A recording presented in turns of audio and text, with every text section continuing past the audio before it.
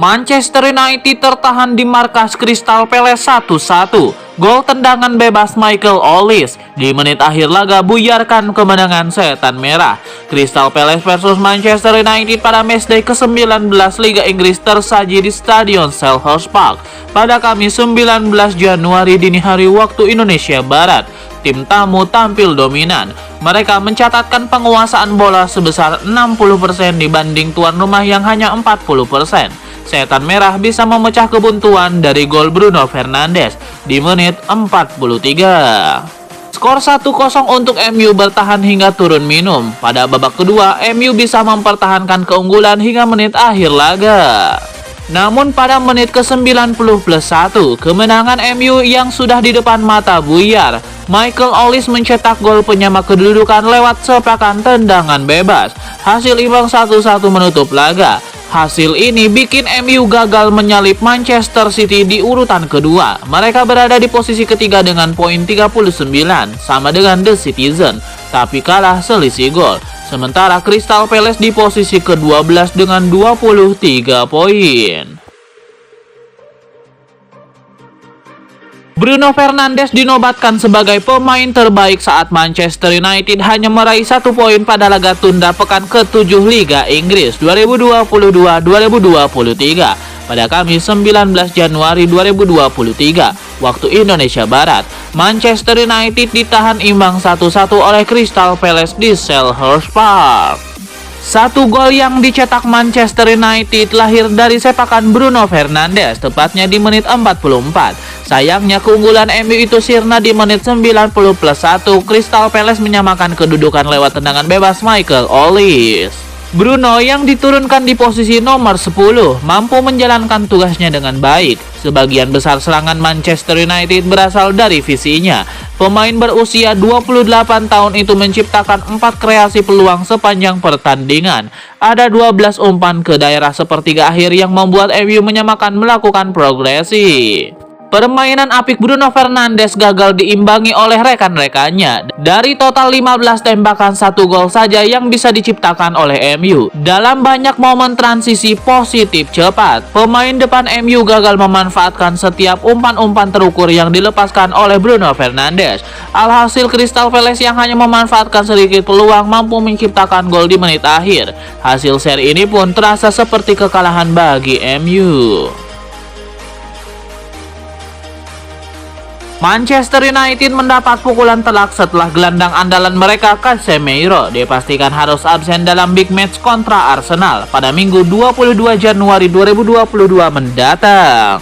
Kekhawatiran Manchester United sudah muncul sejak Casemiro diganjar kartu kuning saat Setan Merah mengalahkan sang tetangga Manchester City dengan skor 2-1 pada akhir pekan kemarin. Kekhawatiran Manchester United akhirnya menjadi kenyataan. Casemiro kembali mendapatkan kartu kuning dalam laga tunda pekan ke-7 melawan Crystal Palace.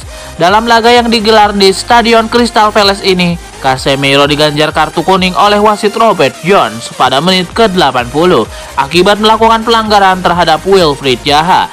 Casemiro pun kini harus menerima sanksi larangan bermain 1 laga dan dipastikan hanya bisa menjadi penonton saat MU bertandang ke markas Arsenal.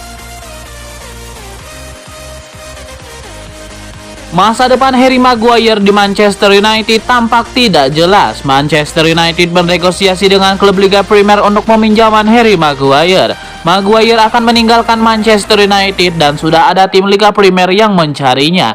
Klub Premier League yang sedang bernegosiasi dengan Manchester United untuk peminjaman Harry Maguire. Klub-klub Liga Inggris secara ekonomi mendominasi sepak bola dunia dan investasi mereka per pesepak bola semakin besar. Dalam konteks banyak dari upaya keuangan tersebut berakhir dengan kekecewaan. Sejak kedatangannya di Manchester United, Harry Maguire gagal memantapkan dirinya sebagai bek tengah di levelnya saat berada di Leicester City. Setan Merah membayar 87 juta euro untuknya pada tahun 2019 dan dia berada di musim keempatnya di klub. Belum pernah memenangkan gelar. Meski pernah menjadi bek termahal dalam sejarah, kontribusinya untuk tim tidak penting. Dan dengan kedatangan Erik ten Hag, dia kehilangan posisi. Pelatih asal Belanda itu sekarang lebih suka bermain dengan Rafael Varane dan Lisandro Martinez daripada menurunkan Harry Maguire. Itulah mengapa MU bersedia membuka pintu baginya untuk keluar dan memainkan peran utama di tim lain dan mencoba memulihkan levelnya. Bek tengah memiliki kontrak hingga Juni 2025 dengan opsi untuk 1 tahun lagi, tapi dia bisa dipinjamkan. Seperti tercemir dari Mirror, pada Selasa Setan Merah terbuka untuk meminjamkan Maguire ke West Ham United yang memiliki minat besar kepada sang bek. The Hammers berada di zona degradasi dan pengalamannya bisa membantu mereka keluar dari sana. West Ham United menargetkan kesepakatan peminjaman Harry Maguire. Ada kabar baru seputar pemilik baru Manchester United. Orang terkaya Inggris Sir Jim Ratcliffe mengkonfirmasi bahwa ia akan mencoba membeli Manchester United. Kepastian Sir Jim Ratcliffe untuk mencoba membeli MU dikonfirmasi langsung oleh Ineos yang merupakan perusahaan miliknya. Juru bicara Ineos mengkonfirmasi bahwa Sir Jim Ratcliffe telah turun dalam perburuan Manchester United. Kami sudah secara formal mengajukan tawaran untuk membeli MU, ujar sang juru bicara kepada The Times. Keputusan Sir Jim Ratcliffe untuk menawar Manchester United sendiri bukan kabar yang mengejutkan. Pebisnis sukses itu sudah lama mengutarakan keinginannya untuk menjadi pemilik Manchester United. Pasalnya ia merupakan fans berat Setan Merah dan ia berhasrat untuk memiliki Manchester United. Di masa lalu, ia sempat beberapa kali menawar MU. Namun keluarga Glazer tidak mau menjual Setan Merah pada saat itu.